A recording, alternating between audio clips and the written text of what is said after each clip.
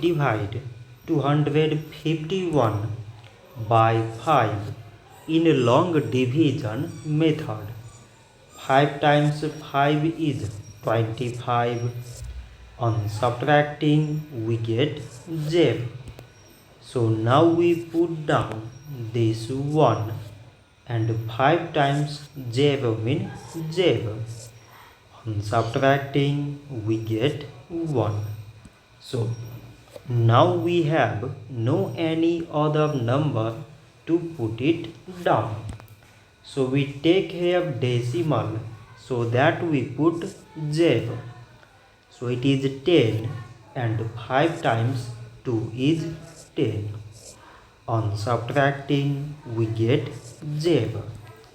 So 251 divided by 5 is 50 decimal 2. So this much for today and thanks for watching.